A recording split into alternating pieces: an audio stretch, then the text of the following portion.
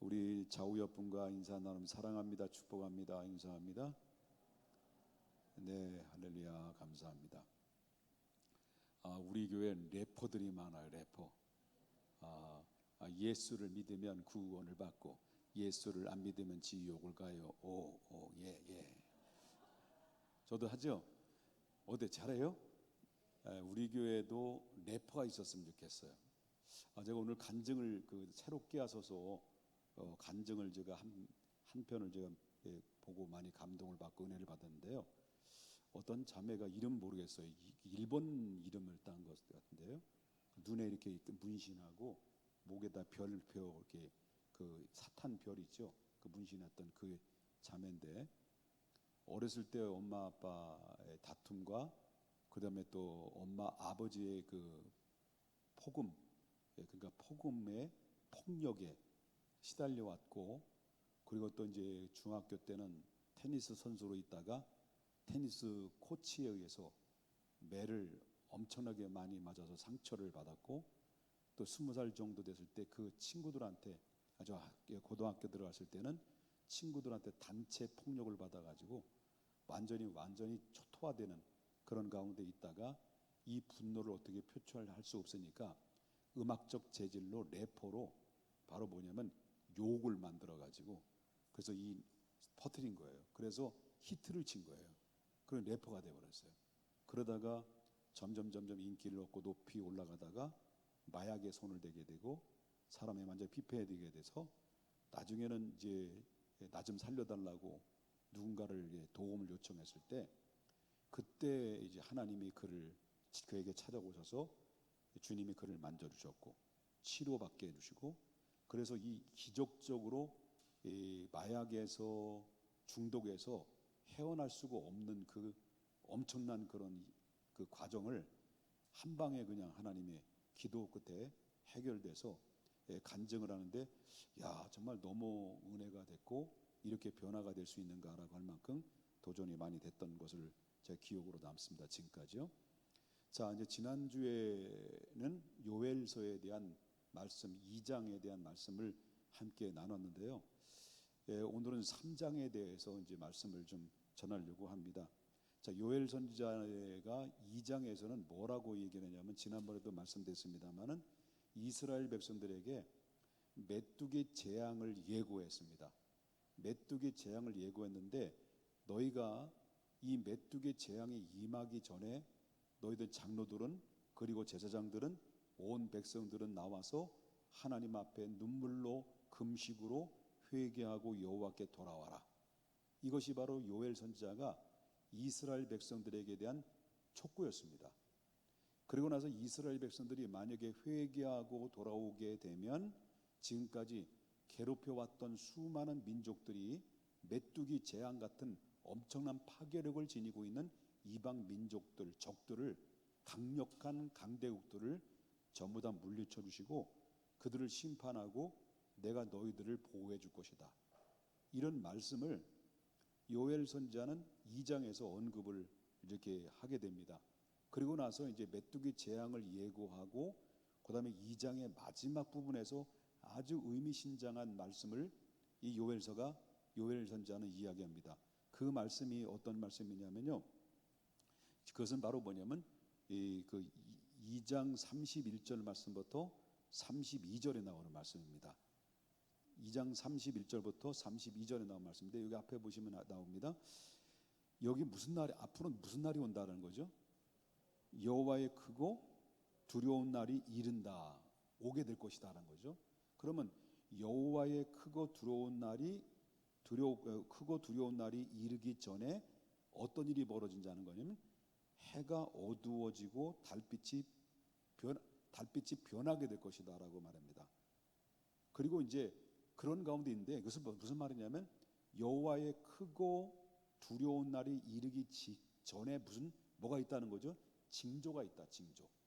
그 징조가 있는데 그것이 바로 뭐냐면 해가 어두워진다는 거예요. 그 빛이 변질된다는 것이죠. 그런 가운데서 큰 재앙이 임하게 되는데, 큰 환란이 임하게 될 것인데 그 전에 그때가 임할 때 누구든지 여호와의 이름을 부르는 자는, 성경에도 신약에도 말씀이 많이 나오죠. 누구든지 주의 이름을 부르는 자는 구원을 얻는다는 것처럼, 그때 구약에서 이야기했던 것은 누구든지 여호와의 이름을 부르는 자는 구원을 얻으리니라 말합니다. 나 여호와의 말대로 시온산과 예루살렘에 피할 자가 있을 것이며 남은 자 중에서 나 여호와의 이름을 부름을 받은 자가 있을 것이다 라고 하는 말씀을 하고 있다라고 하는 겁니다. 자, 여기서 언급하고 있는 여호와의 크고 두려운 날, 자, 이 말은 이때가 임하기 전에 어떤 일이 벌어지냐면 천재지변이 일어날 것이다.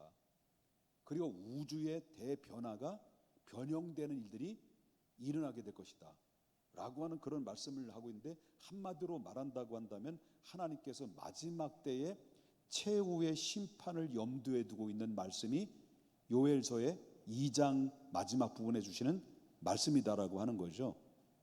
자, 여기서 이제 아까도 말해서 우리가 성경을 읽을 때 꼭 기억해야 될 것이 바로 뭐냐면, 여러분 성경을 많이 읽잖아요. 이번에도 뭐 이게 여기 우리가 성경 읽게 되는데 참여하는 사람도 그렇게 많지 않더라고요. 여러분 참여 안 하지? 내가 다 알아. 일러줄 거야 우리 하나님 앞에. 자, 보면 성경을 읽을 때 항상 어떤 이 말씀을 읽을 때 염두에 두고 읽어야 될 게 있어요. 그러니까 아담과 나와의 관계, 이스라엘과 모든 민족의 관계를 보게 되면 아담은 인류의 대표성을 가지고 있다는 것, 지난주에 주일날 말씀드렸죠. 아담은 인류의 대표성을 가지고 있다. 그러면 이스라엘을 하나님이 택하여서 성민국가로 만들었단 말이죠. 그 이스라엘은 어떤 대표성을 가지고 있습니까? 모든 세계 열방 가운데 대표성을 가지고 있다는 거예요. 모든 나라의 대표성을 가지고 있다. 하나님이 모델로 뽑은 거예요.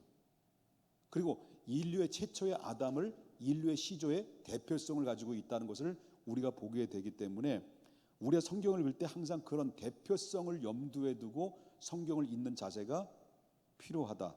그럼 그때 당시 요엘 선지자가 이스라엘 백성들에게 무슨 재앙을 예고했습니까?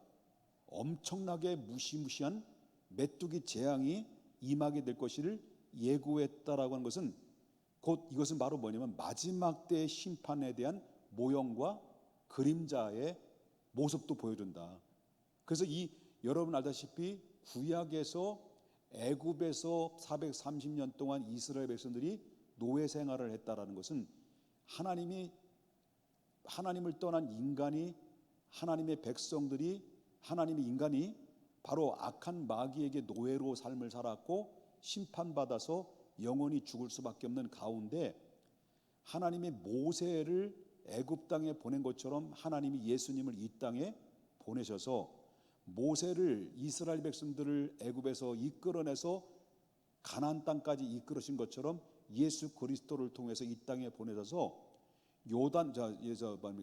홍해라고 하는 세례를 통과시켜 놓고 광야라는 교회 생활을 통해서 바로 우리가 신앙생활을 하게 되고, 마지막 날은 요단강 죽음을 넘어서 하나님 나라 가나안 땅을 우리가 가는 것처럼, 이것은 모형과 그림자로 보여준 것처럼 앞으로 우리 믿음의 세계가 이렇게 모형과 그림자로 보여준 이런 모습을 우리가 지닐 수가 있는 것인데, 이때 당시 메뚜기 재앙은 그때 당시 메뚜기 재앙만 염두에 두고 있는 것이 아니라 요엘이 선지자가 예언한 것은 앞으로 훗날에 마지막 날에 크고 두려운 심판의 날이 임할 때는 이런 상황이 있을 것이다라고 하는 염두를 하고 예언했던 말씀이라고 볼 수 있는 것이죠.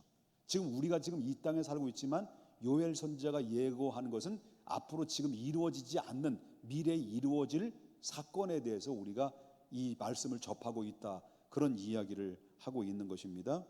그렇다고 한다면 마지막 때가 오되면, 크고 두려운 심판의 때가 오게 되면 제일 먼저 어떤 일이 벌어지게 될 것이냐라고 그럴 때, 물론 아까도 말씀드렸습니다마는 여호와의 크고 두려운 날이 임할 때는 어떤 일이 벌어지냐?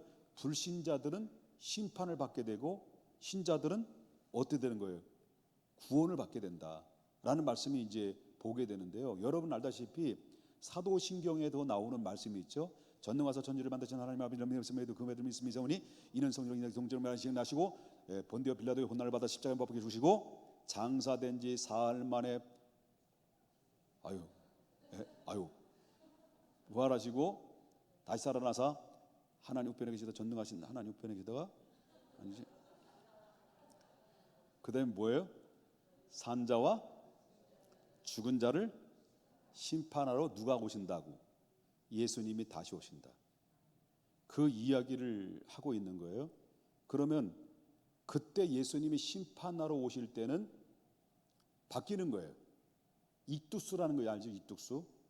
고기 이렇게 보면 이렇게 보면 여기 위에 능선을 타고 이렇게 가는 것은 세상이 믿는 사람들을 지배하는 것 같아요. 근데 믿음의 사람들은 지금 세상 사람들로부터 짓밟힘을 당하고 핍박을 당하는 것 같아요. 마지막 종국엔 꼭지점이 오죠. 여기 꼭지점. 그죠? 이렇게 올라가는 거는 누구예요? 여러분이에요, 마귀예요? 세상이에요? 몰라? 아니 물고기 이게 꽁지야, 이게 꽁지 이해돼요? 그러면 밑에 있었던 성도들은 어디로 올라가요? 하늘로 올라가고 위에서 있었던 이 마귀와 세상은 어디로 내려가요? 음부로 내려가는 거죠. 그래서 결국 어디로 가요? 천국과 지옥으로 나눠. 어디 나눠지고? 산자와 죽은 자 어디서? 여기서 이러는 거예요. 이해되셨습니까? 산자와 죽은 자 여기서 갈라지는 거예요. 그 하나님이 반드시 만다라는 것을 이제 보게 되는데요. 그러면 제일 먼저 택함 받은 백성들을 괴롭혀왔던 그 원수들을 먼저 친다는 거예요.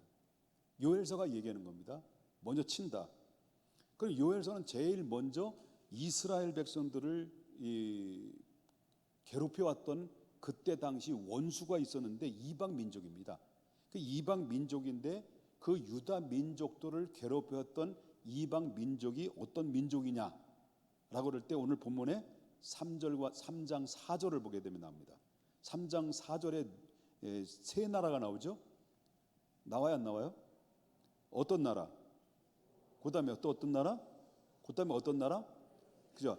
두로와 시돈과 블레셋 나라입니다. 이 나라가 동맹을 해가지고 이 유다를 침공해 들어온 거예요. 침공해 들어가지고 어떤 엄청난 흉악한 죄를 졌는지를 여기서 보게 되는데, 여기서 뭡니까? 이 두로와 시돈과 블레셋 사방아, 이게 잘 읽어야 되더라. 사방이라는 말을 잘 읽어야겠더라고요. 시방이라고 나올 줄 알았어요. 자, 너희가 나와 무슨 상관이 있느냐라고 하면서 너희가 내게 보복하겠느냐? 만약 보복하면 이게 쭉쭉 나오면서 너희가 행했던 것을 머리로 그대로 내가 너를 돌리게 될 것이다 하는데, 그러면 이 두로와 시돈과 블레셋이 이스라엘 백성들을 어떻게 괴롭혀 왔느냐? 자, 유다를 침공했어요. 침공해가지고 그들을 바로 유다 백성들을 제비를 뽑아요. 제비를 뽑아서 그들을 노예로 삼은 거예요. 노예를 삼았는데, 근데 노예를 삼을 때 어떤 짓을 했는지 3절에서 그들의 행악한 일들을 고발을 하고 있는데 3절을 보겠습니다. 자, 제비를 뽑아서 내 백성을 끌고 갔단 말이에요. 그래서 어린 남자들이죠. 어린 남자들은 어떻게 했다는 거예요? 기생과 바꾸며, 그러면 소년은요? 술과 바꾸어서 마셨다. 그런 얘기예요. 이렇게 악한 짓을 했다는 거죠. 이 말을 쉽게 말한다면 이방인들은 이 창녀들과 실컷 놀아나고 그 대가로 누구를 지불했다는 거, 돈 대신. 유다 남자 아이들을 돈 대신 지불한 거예요. 술값을 지불한 거예요. 그래서 뭐냐면 창녀들과 같이 하룻밤을 막 즐기고 엔조이하고, 창녀가 돈 줘 했을 때 나 돈 없어. 그럼 돈 줘. 없어. 그러면 내가 유다의 어린 남자가 있는데 너희 몇 명 가질래? 나 2명. 그럼 가져가 해서 줬다는 거예요. 이해되셨어요? 그러니까 기생과 노란하고 그 품값을 대신 돈 대신 누구를 줬냐면 그 유다의 어린 남자아이들을 노예로 줬다. 그러면 술을 실컷 퍼먹었어요. 퍼마셨어요. 마시고 나서 술값 줘. 돈 없어. 그럼 그 돈 대신 뭐 줄래? 여기 있는 소녀, 유다 소녀애를 가져가. 줬다는 거야. 몇 명 필요해? 난 5명 필요해. 가져가서 이 마음 놓고 이 소녀를 농간을 했다는 거예요. 그만큼 이 유다의 백성들이 얼마만큼 처절하게 두로와 시돈과 블레셋 나라에 의해서, 이방 나라에 의해서 처절하게 핍박과 고난을 당했는가라는 것을 여기서 대변해주고 있는 내용이라고 볼 수가 있다라고 하는 것이죠. 그렇기 때문에 이방인들은 참으로 인간으로서 도저히 할 수 없는 이 사악한 일들을 그들이 버려짐으로 말미암아 결국 인격적으로, 한마디로 말하면 서슴없이 악한 짓을 자행했다, 그런 얘기죠. 그리고 인간이 말종들이 많죠. 오늘날 인간의 말종들이 되게 많잖아요. 그 뭐 같이 살았던 부인을 토막을 해서 뭐 여기저기 버리지를 않나. 그리고 또 보험금 타기해서 낭떠러지게 해서 바로 밀어서 자기 본 남편을 죽이고, 바로 뭡니까 이게 무슨 남이라고 그래? 무슨 남이라고 그래? 내연남하고 뭐 같이 범행을 저지르고 사람 죽이는 것을 파리 목숨처럼 여기는 것처럼 이 시대에 인간 말종들이 있었는데, 그때 당시도 나라 전체가 이렇게 인간 말종의 나라들이 두로와 시돈과 블레셋이라는 거예요. 그러니까 말하자면 오늘날 이 시대 금융 세력이나, 여러분 알다시피 오늘 이 세대를 주도하고 있는 것은요, 인정도 피도 눈물도 없는 시대에 살았어요. 그렇다고 지금 리액션을 보내주고 있잖아요. 그렇기 때문에 이런 가운데서 서슴없이 자행하는 이 모습들을 하나님이 어떻다는 거예요? 보고 있었다는 거예요? 보고 있었다라는 거예요? 다 보고 있었다. 그 다음에 두 번째로 바로 뭐냐면 그들을 심판한다는 이유가 뭐냐면, 자 5절을 보겠습니다. 곧 너희가 내 은과 금을 빼앗고 뭐예요? 나의 진귀한 보물을 너의 신전으로 가져왔습니다. 이것은 바로 이방 민족들이 바로 이제 예루살렘으로 침공해 들어와 가지고 성전 안에 있는 하나님께 예배드려야 될 성물들이 있잖아요. 이 성물들을 전부 약탈하는 거예요. 약탈해 가지고 자기들이 믿고 있는 신전 있잖아요. 신전에다가 기념물로 비치를 해놨다는 거죠. 기념물로 세워놨다라고 하는 거예요. 이것은 그뿐만 아닙니다. 이것은 그 약탈한 것을 가지고 또 뭐합니까? 이것은 그리고 나서 그거를 막 그들은 막 술도 마시고 막 그거 가지고 뭐 별짓 다 했다라는 거죠. 이것은 한마디로 말하면 돌이킬 수 없는 죄를 그들에게 범했다. 이것은 하나님의 거룩하심과 하나님의 존엄성을 경멸하는 신성 모독죄를 그들이 범함으로 하나님의 그 모습을 보고 심판하겠다라고 하는 겁니다. 자, 오늘날 보면 가수들이 가끔마다 보면 바로 대놓고 하나님을 대적하는 대적자들이 있잖아요. 여러분 십자가라는 목걸이를 많이 달고 다니는데, 여기도 십자가를 달고 있는 가수들 가끔마다 보는데, 십자가 달려있는 정상적인 십자가를 귀고리에 다는 게 아니라 거꾸로 십자가를 다는 그런 이 경우도 있고요. 그리고 마귀를 상징하는 그런 이 표를 하는 이 표들이 상당히 엑설런트. 영어를 배우다 보니까 예. 근데 영어를 내가 이제 좀 이렇게 시작도 안 했는데 미국에서 나를 불러가지고요. 어제 미국 갔다 왔잖아. 부대에 불러가지고 나를 물어보더라고요, 저한테. 그래서 몰라요 그랬어요.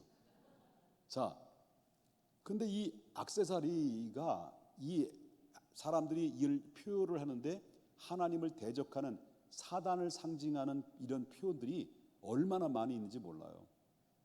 자, 이런 가운데 있을 때 이것은 한마디로 하나님을 대적하는 행위다라고 하는 것인데, 이렇게 이방인들이 하나님의 신성을, 하나님을 무참하게 하나님의 백성들을 짓밟고 또 거룩하신 하나님을 능멸하고, 그러므로 말미암아 스스로 자기 신들의 죄를 자기의 머리로 돌리고 있었다라고 하는 것을 하나님이 요엘 선지자를 통해서 전해주고 있는데, 그때 당시의 시대를 이야기하고 있지만은 마지막 때도 구속사적으로 마지막 때도 이렇게 될 것이다. 마지막 심판 때가 임하기 전에 이런 상황이 반드시 인간 말종들에 의해서 믿는 사람들이 처절하게 핍박을 당할 때가 있을 것이다 라고 하는 예고도 있었다라고 하는 것이죠. 그래서 하나님이 이들을 심판하겠다는 거예요. 결국 심판을 내리시겠다. 어떻게 내리시겠냐라고 할 때 하나님께서 이방인들을 여호사밧 이 골짜기에 저들을 전부 다 불러들여서 국문하겠다. 국문이 바로 뭡니까? 친히 국문한데 심판, 그리고 또한 혹은 뭐 소송이란 뜻인데 이것은 하겠다는 거예요. 이것은 2절에 언급을 하고 있습니다. 여기서 이 두 가지 심판이 나오는데 첫 번째는 하나님이 친히 원수를 갚으겠다. 원수들을 갚아주겠다. 이 결국은 뭡니까? 이 원수를 갚는 일은 누구에게 속해 있는 거죠? 사람에게 속해 있는 것이 이스라엘 백성들에 속해 있는 것이 아니라 하나님께 속한 것이기 때문에 한 가지 기억해서 우리 믿음의 성도들은 하나님의 절대 주권을 침해해서는 안 된다. 원수 갚는 일은 누구에게 손에 달려 있느냐? 우리 인간에게 달린 것이 아니라 원수에서 피해를 당하는 사람에 달린 것이 아니라 하나님의 손에 달려 있다. 그거를 얘기할 수 있고, 그저 성도들은 하나님께 원수를 갚아주십시오, 원수에서 벗어나게 하십시오, 하나님 그 원수들을 물리쳐 주십시오라고 기도할 뿐이다. 여러분, 다윗이라는 사람이 왜 위대합니까? 다윗은 하나님 앞에 기도를 할 때 그렇게 원수들이 사방에 우겨 싸움을 당하면서도 불구하고, 여러분, 그 사울이 다윗을 죽이려고 10년 이상 계속 추적하고 그런 가운데 그 원수인 이 사울 왕을 죽일 수 있는 기회도 여러 차례 있음에서도 불구하고 그를 보복하지 않았습니다. 원수를 갚는 것은 내게 있는 것이 아니라 하나님의 손에 달려 있습니다.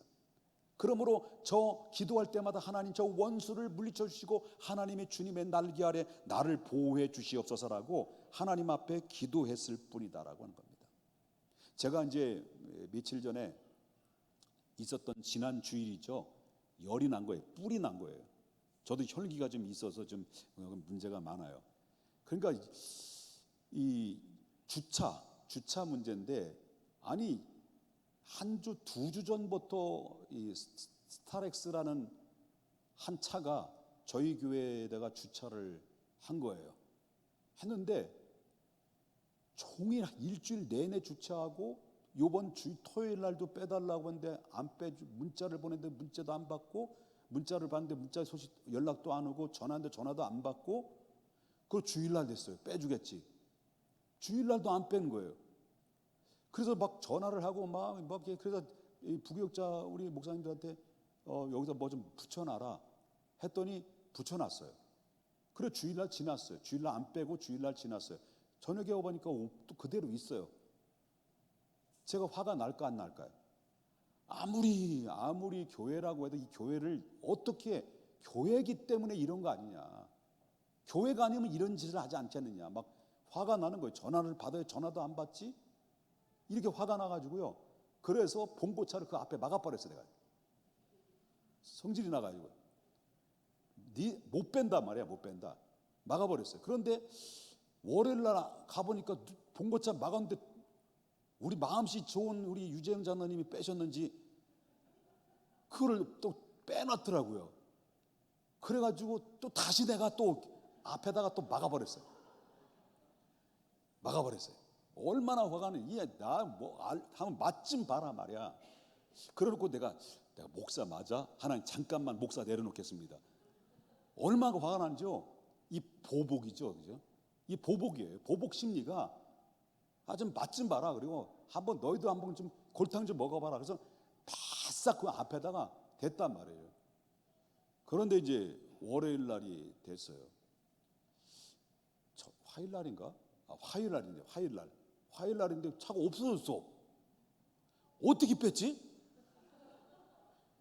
야, 기가 막히게 빼갔더라고요. 그래서 이거 봐라. 야, 다음에 또 한번 오기만 해봐라. 그럼 난 빵꾸 날 뻔했다. 그런 마음이 자꾸 드는 거야. 그러다가 교회 와 보니까 사무실 앞에 음료수 항산자가 있더라고. 거기다 노란 메모지가 있는데 딱 보니까 내용을 보니까 그분이야. 그분인데 그분이 있을 때 노란 정말 정말 미안합니다. 이렇게 주차를 늘 이렇게 주일날이나 금요일날에 토요일날 뺐어야 되는데 내가 너무 멀리 있었고 내가 병원에 있다 보니까 전화를 할 수 있는 상황도 아니었고 또 문자를 보낼 수 있는 상황이 아니었습니다. 앞으로는 주차를 하지 않도록 하겠습니다. 정말 미안합니다. 네, 죄송합니다. 그리고 홍보요. 헐. 속된 말로 제가 쪽팔렸을까 안 쪽팔렸을까? 얼마나 부끄러운지. 내가 목사 맞아? 아이고, 조금만 참으면 되는 걸. 조금만 참으면 되는 걸. 이것은 바로 뭐냐면, 이게 물론 교회를 안 다니는 사람이 교회를 다니는 사람들을 알길 드문드문 여기는 거는 알죠. 그런데 그렇다고 해서 우리가 또 그들에게 보복하는 마음으로 우리가 대응하는 자세가 내가 얼마나 이 목사 사람들에게 원수를 갚는 일은 하나님께 맡기시오 이렇게 내가 말씀을 전하는 자의 입장에서 내가 그 짓을 하고 있었으니 지금 내가 오늘 이 말씀도 원수를 갚는 건 하나님의 주권에 있는 거를 주권을 침해해서는 안 된다는 말을 하는데 제가 부끄러운 마음 가지고 여러분과 함께 말씀 나누는 거예요. 이해됐습니까? 자, 그저 우리는 뭐합니까? 원수를 갚는 일을 하나님께 맡겨드리고 그리고 원수는 하나님의 손에 맡기는 것이 원수를 향한 마땅한 우리의 태도, 자세다라는 것을 성경에서 많이 얘기하거든. 여러분 사도 바울도 말합니다. 로마서 12장 19절에 뭐라고 말하냐면 내 사랑하는 자들아 너희가 친히 원수를 갚지 말고 하나님의 진노하심에 뭐라는 거예요? 맡기라는 거예요. 맡기라. 기록되어 있을 때 원수 갚는 일은 누구에 있는 거예요? 내게 있으니 내게 갚으리라고 주께서 말씀을 하셨다라고 합니다. 말씀하셨다. 자, 예수님이 십자가를 통해서 나 같은 용서받을 수 없는 죄인도 용서해줬는데 그리고 여러분 한편의 강도 있었잖아요. 십자가 못 박혀 돌아갔을 때 좀 더 설교 더 해도 되죠? 자, 한편의 강도 십자가에 못 박혀 같이 죽었을 때 한편의 강도는 이 두 사람 다 일생 동안 착한 일 별로 한 적 없어요. 죄만 짓고 사는 사람이에요. 사형수예요. 자, 이런 가운데 있었을 때 한 사람은 욕했고 한 사람은 죄를 용서를 구했습니다. 원수죠. 인간적으로 볼 때 원수죠. 사람들을 괴롭혀왔고 주고 마땅한 죄죠. 그런데 당신의 나라임을 나를 기억해달라고 했을 때 오늘 너와 내가 함께 낙원에 있으리라. 아무리 죄를 졌어도 회개하고 돌아오는 자를 무조건 용서해 주시는 하나님의 사랑을 보게 됩니다. 그래서 원수 갚는 일에 있어서는 너희가 원수를 갚지 말고 내게 맡겨라. 내가 해결해 준다라고 말씀하셨고요. 악에게 지지 말고 선으로 뭘 이기라는 거예요. 그 대신 악을 이겨라. 그러니까 우리가 남을 미워하고 정말 죽도록 패주고 싶은, 때려주고 싶은, 미워 이렇게 원수처럼 미움과 원수처럼 내 마음속에 쌓아올렸던 그 사람들이 있을 때 그 사람을 향해서 내가 어떻게 저 사람을 보복하지? 저 사람들이 어떻게 해서 저들이 망하도록 내가 저들을 어떻게 기도해지? 이것이 아니라 하나님 내 힘으로는 안 되니 내 능력으로도 안 되니 하나님 해주십시오 라고 하나님 앞에 간절히 기도하다 보면 어느 순간 내 힘이 아닌 하나님이 앞에서 교통정리를 하셔서 나에게 유익한 쪽으로 인도하시는 하나님의 역사하심과 하나님의 인도하심과 하나님의 동행하심이 반드시 있게 된다는 거예요. 저는 그건 많이 경험했어요. 경험했는데도 불구하고 봉고차를 앞에다 내가 댔으니 이렇게 까마귀 고기를 너무 많이 먹은 나의 모습이 얼마나 부끄러운지 모릅니다. 여러분 미운 사람 많이 있을 거예요. 저 사람이 망했으면 좋겠다.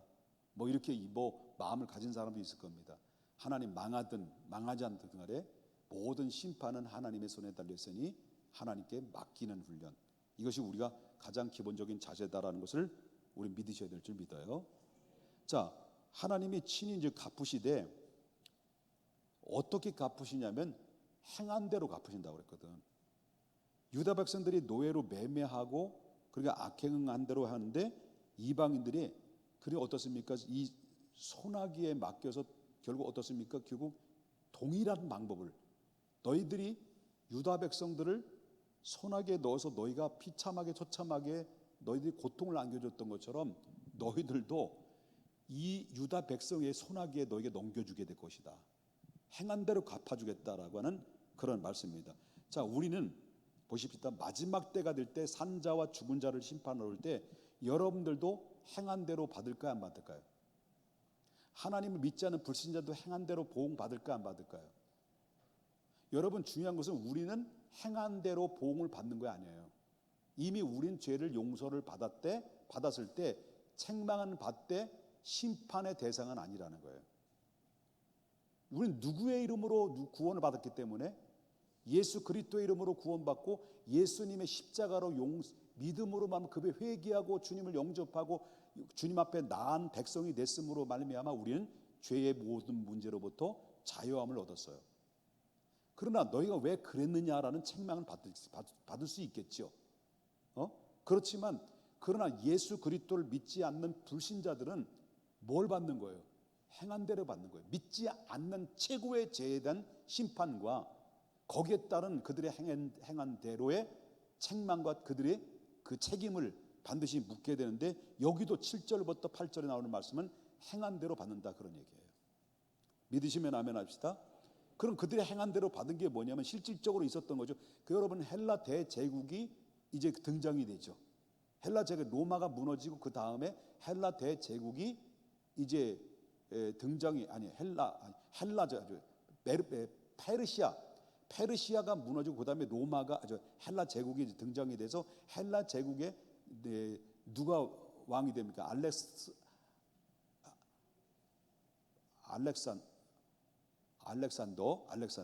알렉산더 대왕이 BC 333년에 나라를 이 세계를 제패하죠.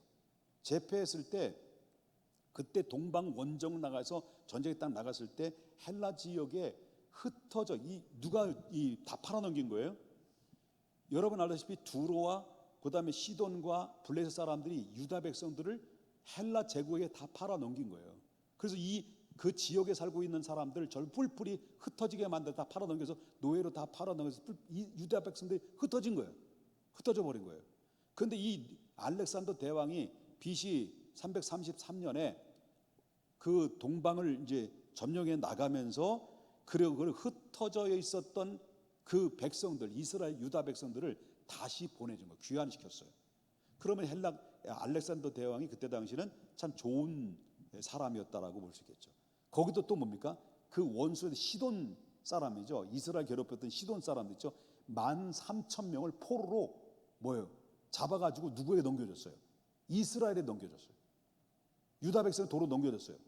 그래 바로 넘겨준 거예요. 그리고 유다 백성도 다들 또 다른 나라 뿔뿔이 또 팔아 넘겼어. 이 악순환들이 의해서 누가 해주신 거니까 보복은 하나님의 심판은 누가 대신해 주느냐? 하나님이 대신 해주셨다 그런 거죠. 이런 심판의 원리는요. 이렇게 쭉 제가 설명한 것은 뭐예요? 이런 심판의 원리는 세상의 마지막 날 대최후의 여호와의 두렵고 큰 날에 대심판 때에 동일하게 적용될 것이다라고 하는 말씀을 여기서 보여주는 것이다라고 하는 거죠. 여러분 제가 말씀하신 이해가 되십니까?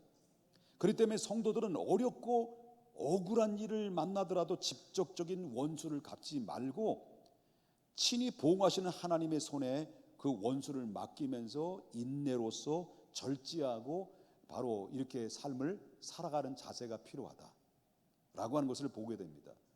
어떤 상황이라도. 그래서 여러분 예수님을 점점 잘 믿고 예수님을 가까이 하면 가까이일수록 우리는 악한 마귀는 우리를 계속 핍박을 계속해서 조여올 것이다라고 하는 겁니다. 우리가 믿음을 지키면 지킬수록 더욱더 핍박은 더욱더 가중하게 우리에게 짐이 돼서 우리를 조여올 때도 있을 수 있다라고 하는 것입니다. 아무리 대적이 우리를 에워싸고 원수들이 우리를 해를 준다고 하더라도 우리는 그런 가운데서 절대로 두려워해서는 안 된다. 실망해서는 안 된다. 하나님 이런 시련을 이기고 결국 어떻습니까? 결국 성도는 승리하게 될 것이고 마지막 심판날은 모든 대적들은 원수 마귀와 함께 심판을 받게 될 것이다 라고 하는 것이 바로 이것이 요엘 선지자가 암시적으로 보여준 마지막 때의 말씀이라고 하는 것입니다. 그러므로 우리는 주님의 약속을 굳게 잡아야 됩니다. 우리는 주님의 축복의 말씀을 마음에 누리고 살아야 되고, 그리고 참고 인내하고 절제함으로 말미암아 승리를 이루는 우리의 믿음으로 살아야 된다라는 겁니다. 왜?